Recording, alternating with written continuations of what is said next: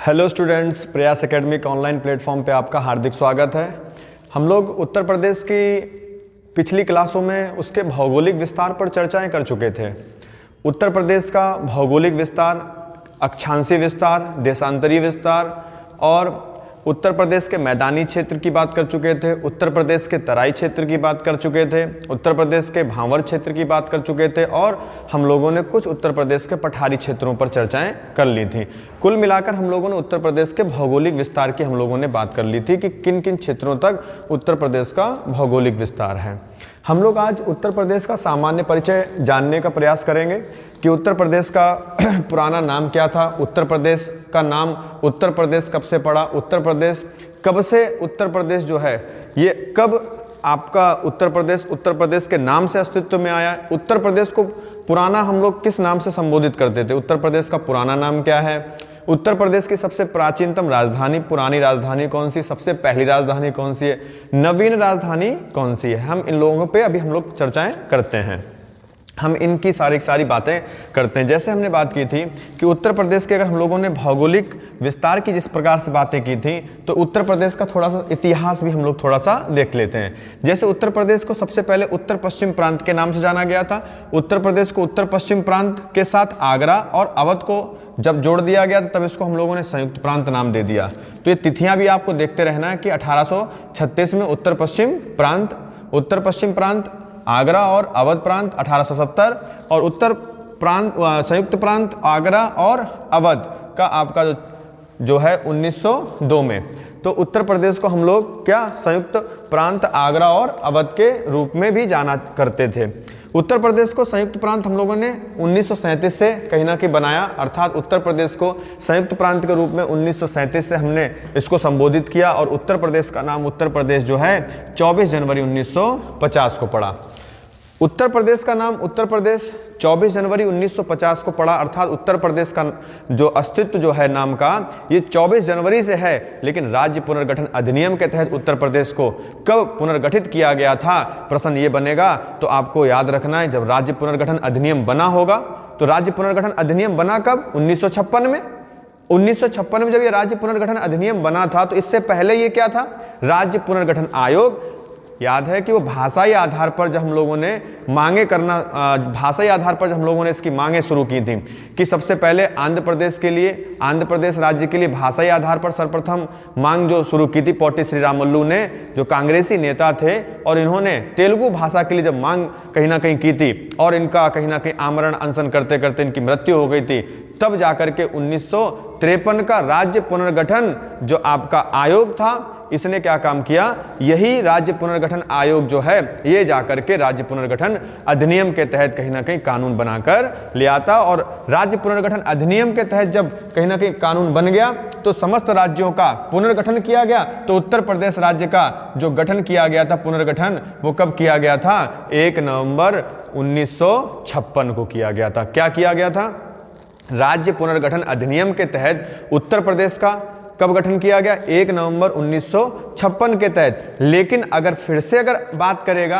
कि बताओ भाई उत्तर प्रदेश का फिर से अभी नवीनतम पुनर्गठन जो किया गया वो कब किया गया है, तो ये आपको कमेंट में बताना है कि उत्तर प्रदेश का भी हाल ही फिलहाल में उत्तर प्रदेश का नवीनतम जो आपका पुनर्गठन किया गया है वो कब किया गया और पुनर्गठन करने के बाद में उत्तर प्रदेश के कितने जिले हैं।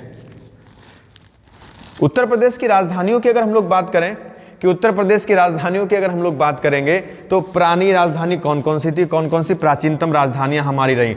उत्तर प्रदेश की सबसे पहली राजधानी कौन सी थी, तो सर्वप्रथम उत्तर प्रदेश की राजधानी हमारी आगरा बनाई गई थी 1836 से। आगरा के बाद हमारे उत्तर प्रदेश की राजधानी कुछ समय के लिए प्रयागराज रही और प्रयागराज के बाद हमारे उत्तर प्रदेश की राजधानी आंशिक रूप से लखनऊ बनाई गई और आंशिक रूप से लखनऊ बनाए जाने के बाद में पूर्णतः उत्तर प्रदेश की राजधानी 1935 में बना दी गई थी। पूर्णतः उत्तर प्रदेश की राजधानी 1935 में हमारी पूर्णतः राजधानी बना दी गई।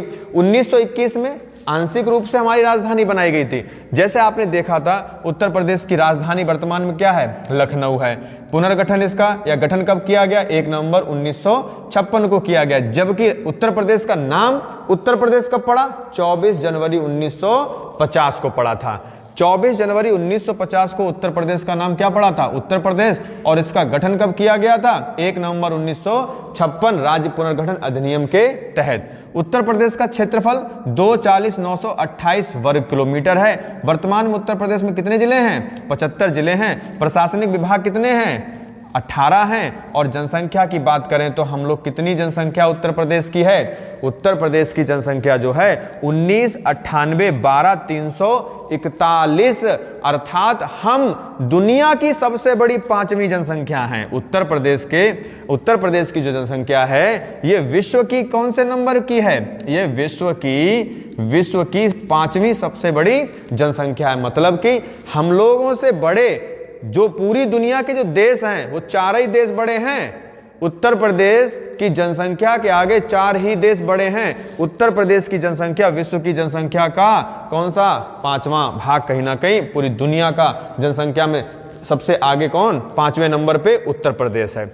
जबकि भारत में जनसंख्या की दृष्टि से पहला है। भारत में अगर आप बात करेंगे, भारत में जनसंख्या की दृष्टि से सबसे बड़ा राज्य कौन सा है? उत्तर प्रदेश है। जनसंख्या की दृष्टि से सबसे बड़ा राज्य हमारा कौन सा है? उत्तर प्रदेश है। अर्थात हम लोगों ने उत्तर प्रदेश के पूरे कहीं ना कहीं विस्तार क्रम की बात की है। तो अगर हम लोग बात कर रहे थे कि वास्तविक रूप से 24 जनवरी 1950 को उत्तर प्रदेश जो है ये अस्तित्व में आया था, और इस समय भारत के गवर्नर जनरल जो थे उन्होंने उत्तर प्रदेश का नाम परिवर्तित करने के लिए आदेश दिए थे। और इससे पहले उत्तर प्रदेश का नाम क्या था? संयुक्त प्रांत नाम था। और संयुक्त प्रांत नाम को बदल करके क्या रखा गया था? गवर्नर जनरल ने आदेश दिए थे कि इस संयुक्त प्रांत का नाम बदल दिया जाए। और 24 जनवरी 1950 को इस संयुक्त प्रांत के नाम के स्थान पर पूरे के पूरे एक राजपत्र प्रेषित किया गया, और जिसमें बोला गया कि अब इसका नाम क्या? इसका नाम संयुक्त प्रांत की जगह क्या नाम रखा जाएगा? उत्तर प्रदेश नाम इसका रखा जाएगा।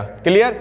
तो उत्तर प्रदेश की अगर हम लोग कुछ भौगोलिक गतिविधियों की बात करें, परिवर्तन की बात करें, तो कुछ ऐसे पहाड़ी राज्य देखेंगे आप उत्तर प्रदेश में। कुछ पहाड़ी राज्य, जैसे आपने देखा उत्तर प्रदेश के ऐसे जिले जो पहाड़ के अस्तित्व में आते थे, शिवालिक हिमालय के आसपास के श्रेणी में क्षेत्र में आते थे, ऐसे जिलों को काट करके हम लोगों ने क्या काम किया? 9 नवंबर को उत्तर प्रदेश राज्य का विभाजन कर दिया। और 9 नवंबर को जब उत्तर प्रदेश राज्य का विभाजन कर दिया तो उत्तर प्रदेश के 13 जिले काट करके हमने एक नया राज्य उत्तराखंड बनाया। कौन सा राज्य बनाया? उत्तराखंड बना दिया हम लोगों ने। अर्थात उत्तराखंड 9 नवंबर 2000 को कहीं ना कहीं अस्तित्व में आया था। और ये किस राज्य से अलग हुआ था? ये हमारे उत्तर प्रदेश राज्य से अलग हुआ था। उत्तर प्रदेश की किताबों और अभिलेख जो आपके हैं, उत्तर प्रदेश के किताबों और अभिलेखागार के दस्तावेजों के अनुसार अगर हम देखेंगे तो 1834 तक बंगाल प्रेसिडेंसी के अधीन रहा है। मतलब कि अगर आप बंगाल प्रेसिडेंसी की बात करते हैं तो बंगाल के अंतर्गत कौन कौन से वर्तमान के राज्य आते हैं? क्या पता है आपको? बंगाल के अंतर्गत कौन कौन से राज्यों का विस्तार हुआ करता था? बंगाल कोई छोटा मोटा आपका प्रांत नहीं हुआ करता था। बंगाल एक बहुत विशालकाय प्रांत हुआ करता था, जिसमें कहीं ना कहीं जो कुछ दस्तावेज, इतिहास के दस्तावेज मिले हैं उसमें ये लिखा है कि 1834 तक हमारा जो उत्तर प्रदेश है, अर्थात जो हमारा अवध प्रांत है, ये कभी ना कभी बंगाल प्रेसिडेंसी के अंतर्गत आया करता था। अर्थात बंगाल प्रेसिडेंसी की अगर हम लोग बात करें तो देखो कौन कौन से क्षेत्र आया करते थे। बिहार ये बंगाल के अंतर्गत आया करता था। बिहार के अलावा कौन सा हुआ करता था? जैसे बिहार राज्य से कौन सा राज्य एक अलग हो गया? बिहार राज्य से कौन सा राज्य अलग हुआ? झारखंड। तो ये झारखंड भी किससे? ये झारखंड भी हमारा बंगाल के अंतर्गत आया करता था। झारखंड के अलावा की अगर हम लोग बात करें, असम, कौन सा राज्य? असम। तो ये असम जो क्षेत्र हुआ करता था ये भी हमारा किसके अंतर्गत आता था? ये भी बंगाल के अंतर्गत आता था। बंगाल जो आज आपका पश्चिम बंगाल है, पश्चिम बंगाल है, ये भी हमारा किसके अंतर्गत आता था? ये भी बंगाल के अंतर्गत आता था। जो वर्तमान में बांग्लादेश है, जो वर्तमान में आपका बांग्लादेश है, ये भी किसके अंतर्गत आया करता था? ये भी हमारा बंगाल के अंतर्गत आया करता था। कहने का तात्पर्य है कि हमारा बंगाल जो है ये कोई छोटा मोटा प्रांत नहीं था। बंगाल क्षेत्र का विस्तार आपका बिहार था, बंगाल क्षेत्र का विस्तार झारखंड था, बंगाल क्षेत्र का विस्तार असम था, बंगाल क्षेत्र का विस्तार पश्चिम बंगाल, बांग्लादेश और उड़ीसा तक हमारा क्या बंगाल क्षेत्र का विस्तार था। और कुछ दस्तावेजों के अनुसार पता चलता है कि 1834 में बंगाल प्रेसिडेंसी के अंतर्गत हमारा प्रदेश भी आया करता था। जैसे अगर हम लोग बात करते हैं कि किस प्रकार से ये प्रेसिडेंसी जो बनाई गई थी और इनका विस्तार कैसे कैसे किया गया था, तभी कहीं ना कहीं हमें पता चला था कि इस बंगाल प्रेसिडेंसी के अधीन हमारा उत्तर प्रदेश जब आया था, जब हम लोगों ने इसको आगरा प्रेसिडेंसी के रूप में कहीं ना कहीं इसको जाना था कि कुछ समय के लिए हमारे कहीं ना कहीं आगरा प्रेसिडेंसी के लिए उत्तर प्रदेश का नाम क्या किया गया था, उल्लेखित किया गया था। 1836 में क्या किया गया, यह राष्ट्रपति पद उपराज्यपाल के अधीन आ गया था।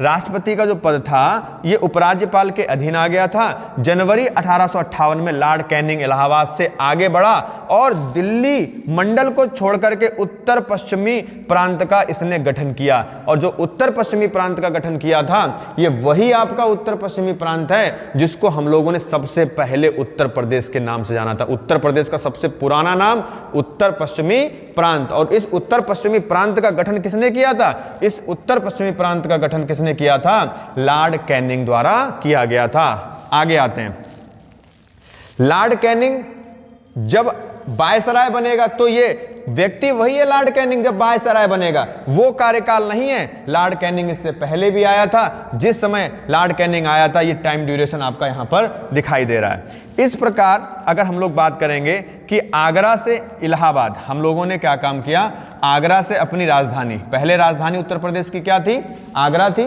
आगरा से हमने राजधानी कहां स्थानांतरित कर दी, इलाहाबाद हम लोगों ने इसकी राजधानी स्थानांतरित कर दी। और अब यहां पर उत्तर प्रदेश की कौन सी दूसरी राजधानी के रूप में उत्तर प्रदेश की आगरा से राजधानी दूसरे नंबर पर स्थानांतरित कर दी गई। कहां कर दी गई, इलाहाबाद कर दी गई। और इसके बाद में 1868 में आगरा से क्या किया गया, आगरा से इलाहाबाद तक हम लोगों ने क्या काम किया, अपने न्यायिक आधार को कहीं ना कहीं वर्गीकृत करना शुरू कर दिया। जैसे उच्च न्यायालय की जब बात करेंगे तो उच्च न्यायालय का गठन कैसे हुआ था, उच्च न्यायालय का गठन भारत में 1861 का हाई कोर्ट एक्ट आया था। हाई कोर्ट एक्ट 1861 का हाई कोर्ट एक्ट आया था। इस हाई कोर्ट एक्ट के तहत भारत में सबसे पहली बार उच्च न्यायालय की स्थापना की बात रखी गई थी, क्योंकि भारत में उस समय सर्वोच्च न्यायालय था और उस समय भारत में सर्वोच्च न्यायालय जो स्थापित किया गया था वो कलकत्ता में किया गया था।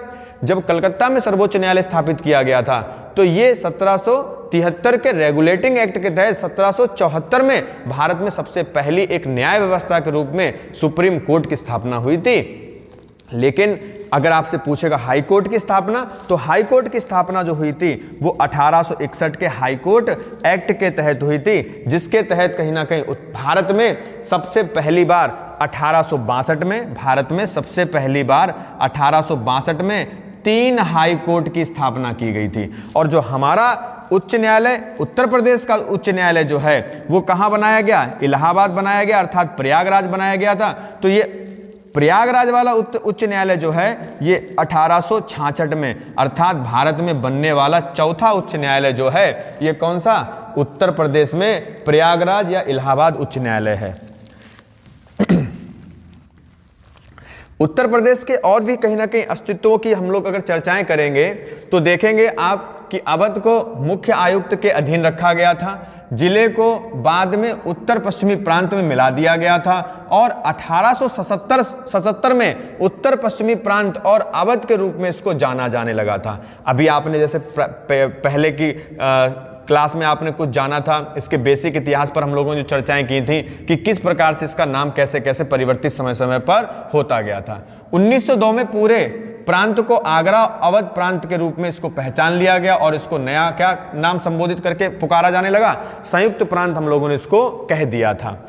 इसमें पहला चुनाव 1920 में हुआ था, जिसके तहत कहीं ना कहीं 1921 में क्या किया गया था, लखनऊ में यहाँ पर कुछ ऐसा हुआ था कि चुनाव जो हुआ था वो चुनाव किसका हुआ था, विधान परिषद का चुनाव हुआ था। और जब चुनाव 1920 में विधान परिषद के लिए चुनाव हुआ था, जिसके तहत कहीं ना कहीं 1921 में लखनऊ में कुछ ऐसे पद, जैसे राज्यपाल की बात करें, मंत्रियों की बात करें और राज्यपालों के सचिवों की बात करें, इन लोगों को लखनऊ में होना था। और जब ये लोग सारे लोग लखनऊ में, जितने उच्च पदाधिकारी हैं, ये सारे व्यक्ति को एकत्र कहाँ होना था, लखनऊ में होना था। इसलिए हम लोगों ने क्या काम किया, हम लोगों ने ये सोचा कि जितने भी ये बड़े बड़े कहीं ना कहीं पद हैं, जितने भी आपके चाहे राज्यपाल के सचिव हों, चाहे मंत्री हों, चाहे जो भी कहीं ना कहीं नेतृत्वकर्ता जो हैं, ये सारे कहाँ, लखनऊ में। इसलिए इस समय जो राज्यपाल थे, कौन राज्यपाल थे, सर हरकोट बटलर।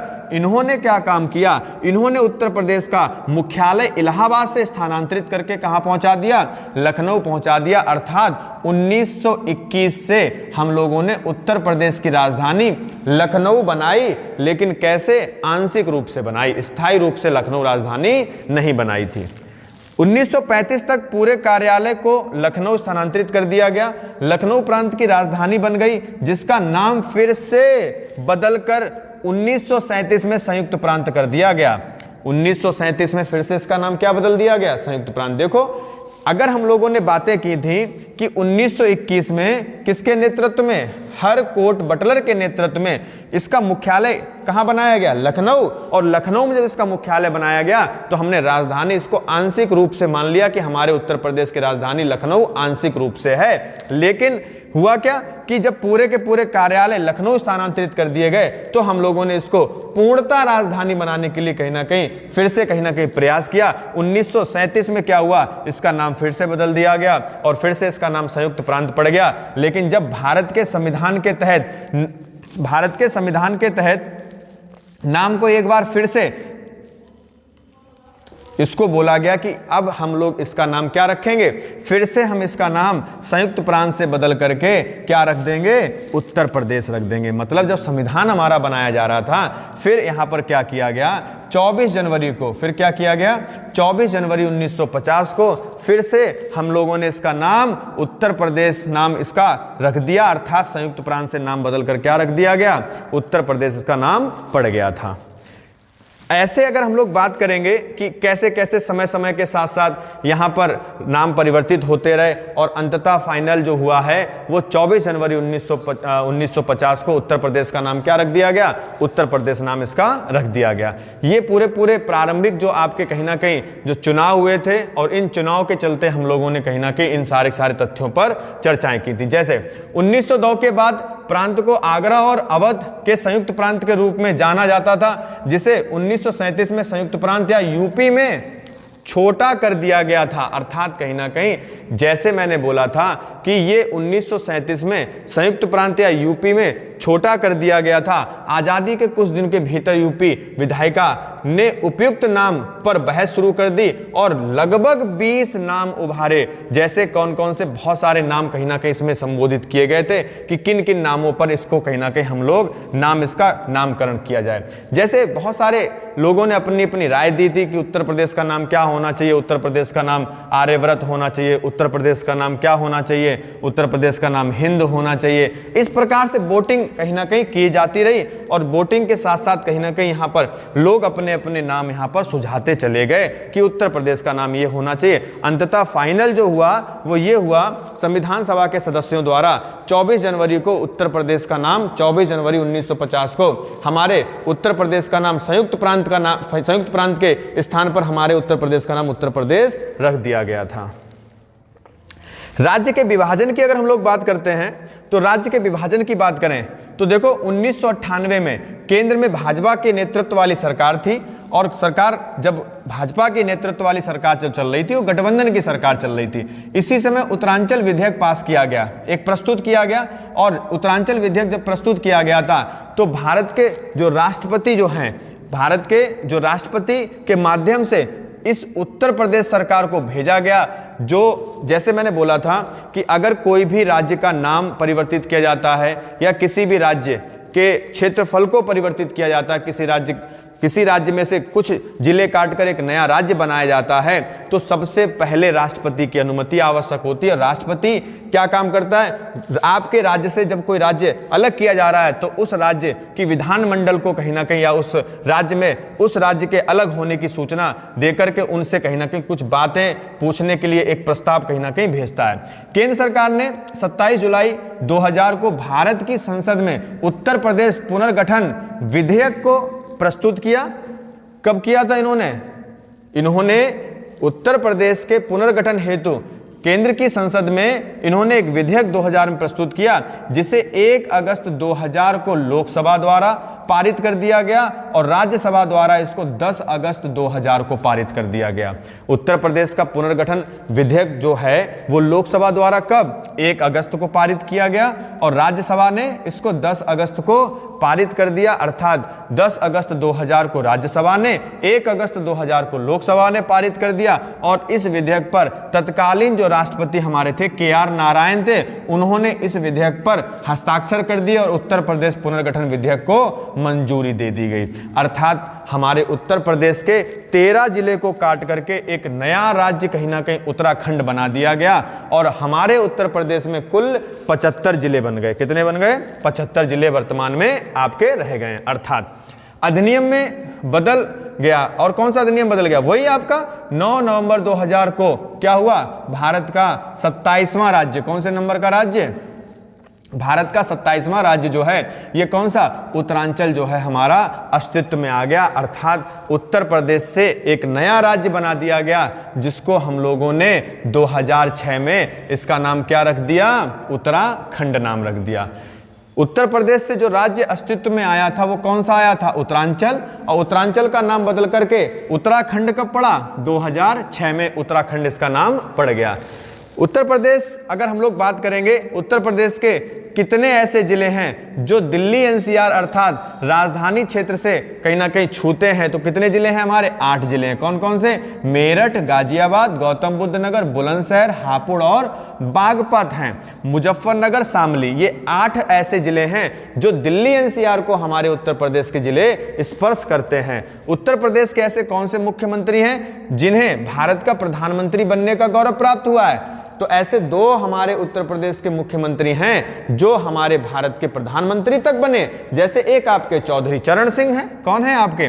चौधरी चरण सिंह। और दूसरे आपके कौन है? विश्वनाथ प्रताप। ये 2 ऐसे व्यक्ति हैं जो उत्तर प्रदेश के मुख्यमंत्री भी रहे थे और बाद में जाकर के भारत के प्रधानमंत्री के पद पर पहुंचे थे। उत्तर प्रदेश में विधानसभा के ऐसे कौन कौन अध्यक्ष हैं या कौन ऐसे अध्यक्ष हैं जो बाद में मुख्यमंत्री बने? तो ऐसे आपके विधानसभा के अध्यक्ष कौन? बनवारी दास। कौन है? बनवारी दास नहीं, कौन है? बनारसी दास। और कौन है? श्रीपति मिश्रा जी। ऐसे व्यक्ति हैं जो विधानसभा के अध्यक्ष भी थे और बाद में जाकर उत्तर प्रदेश के हमारे मुख्यमंत्री के पद पर आसीन हुए। 18वीं विधानसभा के अध्यक्ष इस समय कौन है? इस समय वर्तमान में हमारी कौन सी विधानसभा चल रही है? इस समय हमारी 18वीं विधानसभा चल रही है और इस 18वीं विधानसभा के जो अध्यक्ष हैं वो कौन है? सतीश महाना है। 18वीं विधानसभा में महिला सदस्यों की कुल संख्या कितनी है? अर्थात वर्तमान में महिला सदस्यों की कुल संख्या कितनी है? 47 है। इस 18वीं विधानसभा में विपक्ष के नेता जो हैं वो कौन है? वो समाजवादी पार्टी के अखिलेश यादव जी हैं। और अगर हम लोग बात करें, राज्य में पहली बार राष्ट्रपति शासन कब लगाया गया? 25 फरवरी 1968 से लेकर 26 फरवरी 1969 तक लगाया गया था। अर्थात उत्तर प्रदेश एक हमारा ऐसा राज्य है जिस राज्य में सर्वाधिक सबसे अधिक समय तक सबसे अधिक बार राष्ट्रपति शासन लगाया गया। उत्तर प्रदेश में अब तक कितनी बार राष्ट्रपति शासन लगाया गया? तो उत्तर प्रदेश में अब तक 10 बार राष्ट्रपति शासन लगाया गया। अच्छा, तो राष्ट्रपति शासन जो लगाया जाता है भारतीय संविधान के किस अनुच्छेद द्वारा लगाया जाता है? क्योंकि राष्ट्रपति शासन कब लगाया जाता है? जब राज्य सरकार संवैधानिक कर्तव्यों को करने से विमुख हो जाती है, अर्थात तब जाकर के राष्ट्रपति शासन कहीं ना कहीं लगाया जाता है। किसकी संस्तुतियों के आधार पर? राज्यपाल के लिखित कहीं ना कहीं संस्तुतियों के आधार पर लगाया जाता है। तो सबसे अधिक बार राष्ट्रपति शासन जो लगाया गया है वो किसके शासनकाल में लगाया गया है? वो सबसे अधिक जो राष्ट्रपति शासन लगा है वो आपका उत्तर प्रदेश में लगा है। सबसे अंतिम बार राष्ट्रपति शासन किसके शासनकाल में लगाया गया? कमेंट में बताइए। सबसे अंतिम बार जो राष्ट्रपति शासन जो लगाया गया है वो किसके शासनकाल में लगाया गया है? ऑप्शन के अकॉर्डिंग आप कहीं ना कहीं देखेंगे तो कर जाएंगे, लेकिन फिर भी आप एक बार बताने का प्रयास करिए। जैसे पहली बार राष्ट्रपति शासन कब लगाया गया और अंतिम बार राष्ट्रपति शासन कब लगाया, किसके कार्यकाल में राष्ट्रपति शासन लगाया गया, दोनों ही बातें आपको बतानी है। जैसे अगर हमने बात की थी कि राज्य की विधायिका की जब बात करेंगे हम लोग, तो राज्य की विधायिका की बात करें, उत्तर प्रदेश राज्य विधान परिषद का विधानसभा युक्त एक द्विसदनात्मक विधायिका है। हमारे उत्तर प्रदेश में कितने सदनात्मक विधायिका है? तो उत्तर प्रदेश की विधायिका जो है हमारी द्विसदनात्मक विधायिका है। अर्थात कितने राज्यों में वर्तमान में द्विसदनात्मक विधायिका है? हमारे उत्तर प्रदेश में तो द्विसदनात्मक विधायिका है। कौन कौन से? विधानसभा और विधान परिषद। तो विधानसभा और विधान परिषद ये हमारे क्या हैं? उत्तर प्रदेश की दो विधायिकाएं हैं, अर्थात द्विसदन है। यहां पर कौन कौन से सदन है? एक आपका विधानसभा है, एक आपका कौन सा है? विधान सभा है, और एक आपका कौन है? विधान परिषद है। कौन है? विधान परिषद है। तो एक आपका विधानसभा और एक आपका विधान परिषद है। अर्थात हम लोगों ने बात की थी कि विधानसभा विधान परिषद जो है आपका, इनमें से बिल्कुल ये द्विसदनात्मक व्यवस्थाओं वाला राज्य है। अर्थात ऐसे कितने पूरे भारत में राज्य हैं जहां जहां पर द्विसदनात्मक व्यवस्थाएं कहीं ना कहीं राज्यों में विद्यमान हैं? ये आप उन राज्यों के नाम हमें बताइए। नेक्स्ट आगे हम लोग, क्योंकि मैं ये बता चुका हूं कि कितने राज्य जो हैं ये द्विसदनात्मक कहीं ना कहीं व्यवस्था को धारित करते हैं, तो इन पे हम चर्चाएं कर चुके हैं, हम बता चुके हैं। आपको कमेंट में इसको बताना है। हमने ये भी बताया था कि विधानसभा और विधान परिषद का प्रावधान भारतीय संविधान के किस अनुच्छेद में है? हमने ये भी बताया। तो आपको कितना याद है इतना आप कमेंट में बताइए लिख करके पूरा, कि विधानसभा इस अनुच्छेद में, विधान परिषद इस अनुच्छेद में, विधानमंडल इस अनुच्छेद में। हालांकि पॉलिटी की क्लासों में हम लोग ये पूरी बातें जानेंगे। जैसे उत्तर प्रदेश राज्य विधान मंडल भारत के सबसे बड़ी विधायिका है, क्योंकि भाई सीधी सी बात है, उत्तर प्रदेश के राज्य विधान मंडल जो हैं बिल्कुल सबसे बड़ी विधायिका है। क्यों? क्योंकि यहां पर लोकसभा में, उत्तर प्रदेश से लोकसभा में हमारे, अगर हम लोग बात करें उत्तर प्रदेश में लोकसभा में कितने लोग जाते हैं? 80 लोग जा रहे हैं। उत्तर प्रदेश में राज्यसभा से कितने लोग जा रहे हैं? 31 लोग जा रहे हैं। तो हमने बात करी उत्तर प्रदेश की जो विधायिका है ये सबसे बड़ी विधायिका कैसे है? कि जैसे इस उत्तर प्रदेश में जो उत्तर प्रदेश में जो आपका कहीं ना कहीं विधानसभा है, इस विधानसभा में कुल कितने सदस्य? 403। ये 403 सदस्य वर्तमान में हैं। पहले 404 सदस्य थे, पहले 404 सदस्य थे। एक सदस्य को कम कर दिया गया है, और वो सदस्य किसको कम कर दिया गया है?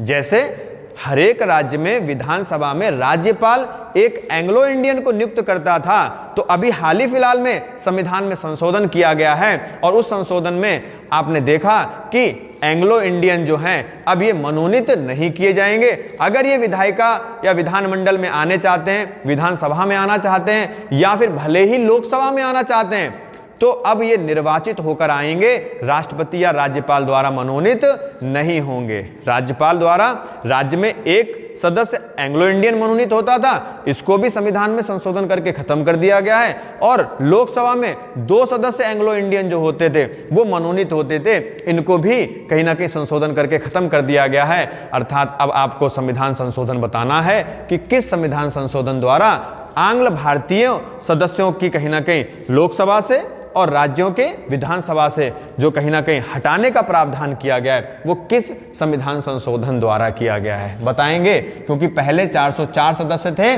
और अब कितने रह गए हैं? 403 सदस्य रह गए हैं। जबकि अगर हम लोग बात करें विधान परिषद में, उत्तर प्रदेश में कुल सदस्यों की संख्या कितनी है? 100। हमारे उत्तर प्रदेश में विधान परिषद में कुल सदस्य कितने हैं? 100। अर्थात लोकसभा की उत्तर प्रदेश से सीटें कितनी है? 80, और राज्यसभा की सीटें कितनी है? 81। सर्वाधिक समय तक तक विधानसभा अध्यक्ष जो रहे हैं, सर्वाधिक समय तक जो विधानसभा अध्यक्ष रहे हैं वो कौन रहे हैं? आत्माराम गोविंद खेर और केशरी नाथ त्रिपाठी। ये तीन बार तक विधानसभा के अध्यक्ष रहे, अर्थात सबसे अधिक कार्यकाल इन्होंने कहीं ना कहीं देखा है। नेक्स्ट, प्रथम राज्य विधानसभा का गठन जो हुआ था वो कब हुआ था? जुलाई 1937 को हुआ था। सर्वाधिक विधानसभा सीटों वाला राज्य हमारा उत्तर प्रदेश में प्रयागराज है। कितनी सीटें हैं? 12 सीटें हैं। सबसे कम विधानसभा वाला जो राज्य है वो हमारा श्रावस्ती, महोबा और चित्रकूट। इन तीनों के तीनों जिलों में हमारी कितनी? 2-2 सीटें हैं। जबकि सर्वाधिक सीटें हमारे किस जिले में हैं? उत्तर प्रदेश के सबसे ज्यादा कहीं ना कहीं सीटों वाला जो आपका कहीं ना कहीं जिला है वो कौन है? प्रयागराज। अर्थात विधानसभा की सबसे अधिक सीटें उत्तर प्रदेश के किस जिले में? प्रयागराज। कितने? 12। मतलब 12 विधायक हमारे प्रयागराज से चुन करके आते हैं। और सबसे कम सीटों वाला हमारे उत्तर प्रदेश में जिला जो है वो श्रावस्ती, महोबा और चित्रकूट आपको देखने को मिलेगा। ये आपके 2-2 सीटों वाले कहीं ना कहीं राज्य हैं, जिले हैं। हम लोगों ने बात की थी कि प्रदेश की पहली केंद्रीय जो जेल बनाई गई है वो कहाँ बनाई गई थी? उत्तर प्रदेश में सबसे पहली सेंट्रल जेल जो बनाई गई थी वो कहाँ बनाई गई थी? बरेली में बनाई गई थी। उत्तर प्रदेश की सबसे पहली सेंट्रल जेल जो बनाई गई थी वो बरेली में बनाई गई थी। राज्य के प्रथम मुख्यमंत्री पंडित गोविंद बल्लभ पंत या जीवी पंत हैं। अर्थात कहीं ना कहीं गोविंद का जी और बल्लभ का पंत। अर्थात उत्तर प्रदेश के सबसे पहले जो मुख्यमंत्री रहे थे वो पंडित गोविंद बल्लभ पंत या जीवी पंत, जो कहीं ना कहीं 1 सितंबर 1887 को इनका जन्म हुआ था। और अगर हम लोग बात करेंगे, ये कहीं ना कहीं 7 मार्च 1961 तक कहीं ना कहीं जीवित रहे थे। प्रसिद्ध स्वतंत्रता संग्राम सेनानी के रूप में भी इनको जाना जाता है। भारतीय राजनेता भी थे ये। उत्तर प्रदेश की अगर हम लोग बात करेंगे, पहले मुख्यमंत्री के रूप में भी आसीन हुए थे और ये भारत के चौथे गृह मंत्री के पद पर भी कहीं ना कहीं पहुंचे थे। अर्थात इनको 1957 में इन्हें भारत रत्न पुरस्कार से भी सम्मानित किया गया था। किसको किया गया था? हमारे उत्तर प्रदेश के प्रथम मुख्यमंत्री गोविंद बल्लभ पंत को किया गया था। राज्य के प्रथम उप मुख्यमंत्री चौधरी नारायण सिंह थे और राज्य एवं देश की प्रथम महिला मुख्यमंत्री सुचेता कृपलानी थी। और राज्य एवं देश के प्रथम महिला राज्यपाल जो थे वो कौन थी? वो आपकी सरोजनी नायडू थी। सरोजनी नायडू जो है ये देश की पहली महिला राज्यपाल और उत्तर प्रदेश की भी पहली महिला राज्यपाल के पद पर आसीन होने वाली महिला है। कौन? सरोजनी नायडू हैं। जैसे अगर हम लोगों ने बातें की थी कि उत्तर प्रदेश का जब कहीं ना कहीं पूर्णतः अस्तित्व हम लोगों ने जान लिया है, तो उत्तर प्रदेश में कहीं ना कहीं प्रतीक चिन्हों की अगर हम लोग बात करेंगे तो उत्तर प्रदेश के प्रतीक चिन्हों की अगर हम बात करेंगे तो कौन कौन से हमारे उत्तर प्रदेश के प्रतीक चिन्ह हैं। जैसे उत्तर प्रदेश का राजकीय प्रतीक चिन्ह क्या है? उत्तर प्रदेश का राजकीय प्रतीक चिन्ह जो है वो हमारा क्या है? ये मछली देख रहे हो, ये मछली और ये धनुष और तीर, और ये आपका गंगा और यमुना का कहीं ना कहीं क्या? गंगा यमुना और कहीं ना कहीं नदियों का बहता हुआ इनका संगम, जिसको हम लोग कहीं ना कहीं इस उत्तर प्रदेश के राजकीय चिन्ह पर अंकित करते हुए देखते हैं। मछली जो है मुगल शासकों का प्रतीक है। मछली जो है मुगल शासकों का प्रतीक है। और ये धनुष बाण जो है ये हमारे राम राज्य का प्रतीक है। और ये गंगा और यमुना के बहते हुए कहीं ना कहीं अस्तित्व का प्रतीक है। इन तीनों विचारधाराओं को कहीं ना कहीं इस राजकीय चिन्ह में कहीं ना कहीं स्थान दिया गया है। गंगा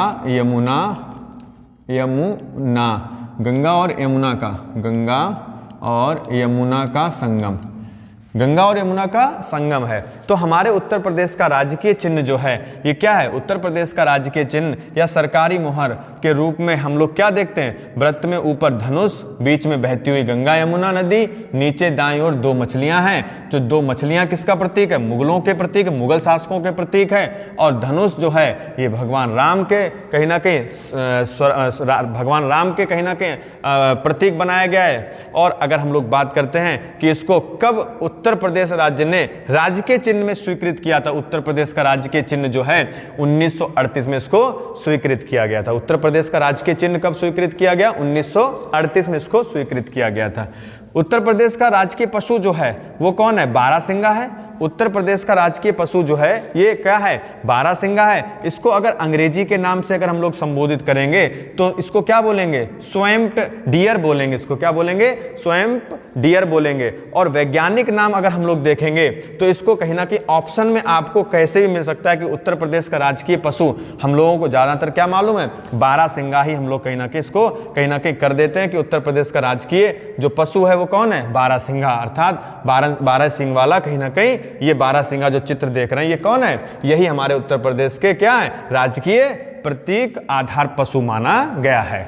इसको वैज्ञानिक नाम भी आपको देख लेना है कि इसका वैज्ञानिक नाम क्या है, इसका हिंदी में नाम क्या है और इसका अंग्रेजी में नाम क्या है। इसकी पूरी की पूरी विशेषताएं जो हैं ये भी आपको कहीं ना कहीं देखने को मिलेंगी। जैसे अगर आपसे पूछेगा कि उत्तर प्रदेश का जो राजकीय पशु है ये ज्यादातर भारत में कितने राज्यों में पाया जाता है? तो उत्तर प्रदेश के जो राजकीय पशु बनाया गया है इसको भारत में असम राज्य में और मध्य प्रदेश राज्य में ही कहीं ना कहीं देखा जा सकता है। इसके अलावा उत्तर प्रदेश में इसको दुधवा राष्ट्रीय पार्क में भी देखा जा सकता है। कहाँ देखा जा सकता है? उत्तर प्रदेश के दुधवा राष्ट्रीय पार्क में इसको देखा जा सकता है। क्लियर है? इसके साथ साथ किशनपुर वन्य जीव बिहार में भी इसको कहीं ना कहीं देखा जा सकता है। यह विश्व की संकटाग्रस्त प्रजातियों की सूची में सम्मिलित है। बारहसिंगा जो है ये आप कहीं ना कहीं ये पूरे दुनिया में देखने को बहुत कम मिलेंगे और ये कहीं ना कहीं संकटापन्न सूची में इसका नाम दर्ज कर दिया गया है। तो आपने देखा उत्तर प्रदेश का राजकीय पशु क्या है? बारहसिंगा। अच्छा, उत्तर प्रदेश का राजकीय पक्षी की जब हम लोग बात करेंगे तो उत्तर प्रदेश का राजकीय पक्षी बेटा कौन सा है? तो उत्तर प्रदेश का राजकीय पक्षी जो है ये आपका क्या है? सारस या फिर क्रेन इसको कह सकते हैं। क्या कह सकते हैं? इसको हम या तो इसको नाम दे देंगे, पक्षी को क्या नाम दे देंगे? उत्तर प्रदेश का राजकीय पक्षी जो है ये कौन है? ये सारस है या फिर क्रेन है। और सारस या फिर क्रेन की जब बात करेंगे तो इसको देख लो है कैसा सारस या क्रेन? ये जो एकदम बगुला की तरह दिखाई दे रहा है यही क्या है? यही हमारा क्या है? सारस है। यही हमारा क्या है? क्रेन। इसी को हम लोगों ने उत्तर प्रदेश का राजकीय पक्षी इसको कहीं ना कहीं घोषित कर रखा है, अर्थात इसको हिंदी में क्या कहते हैं? सारस कहते हैं। और इसका वैज्ञानिक नाम भी देख लेना, ग्रूस एंटीगोन के नाम से इसको जाना जाता है। किस नाम से जाना जाता है? ग्रूस एंटीगोन के नाम से इसको जाना जाता है। अर्थात कहीं ना कहीं इसकी पूरी अगर विश्लेषण की बात करेंगे तो इस तरीके से आप कहीं ना कहीं इसमें देख सकते हैं कि किस प्रकार से इसकी और भी कहीं ना कहीं मान्यताएं यहां पर देखने को मिलेंगी कि किन किन देशों में ये पाया जाता है। ये सबसे कहीं ना कहीं ऊंचा, पक्षियों में सबसे ऊंचा है। अर्थात कहीं ना कहीं ये पाकिस्तान में भी देखने को मिलेगा, भारत में भी देखने को मिलेगा, नेपाल में भी इसको देखने को मिलेगा। और इसको रंग, कद, कांटा इसको जो देखने को मिल रहा है तो आप इस चित्र में भी इसको कहीं ना कहीं देख सकते हैं। राजकीय वृक्ष जो है हमारे उत्तर प्रदेश का वो अशोक है। राजकीय वृक्ष क्या है? अशोक। इसको अंग्रेजी में भी अशोक कहते हैं और हिंदी में भी अशोक कहते हैं। स्थानीय नाम इसका सीता अशोक के नाम जाना जाता है। वैज्ञानिक नाम इसका क्या है? सराका अशोका नाम है इसका। क्या नाम है? सराका अशोका। ये जो आप देख रहे हैं ये आपका अशोक का पेड़ है और ये अशोक का पेड़ जो है ये हमारे उत्तर प्रदेश का राजकीय वृक्ष है। और राजकीय वृक्ष के रूप में ये क्या हमारे उत्तर प्रदेश में विद्यमान है। और इस प्रकार से आप देखेंगे कि इसकी क्या विशेषताएं हैं तो इनको आप कहीं ना कहीं यहाँ पर आप इसको देख सकते हैं कि कैसे कैसे इसको लोक मान्यताएं दी गई हैं, कैसे कैसे इसको आयुर्वेद में प्रयोग किया जाता है, कि आयुर्वेद में इसको कैसे कैसे प्रयोग किया जाता है। जैसे मैंने बोला आयुर्वेद में भी इसको बहुत सारे कहीं ना कहीं गुण पाए जाते हैं और इसको कहीं ना कहीं आयुर्वेद में भी इसको बहुत ज्यादा प्रयोग किया जाता है। तो इसको भी आप कहीं ना कहीं यहां से देख के कर सकते हैं।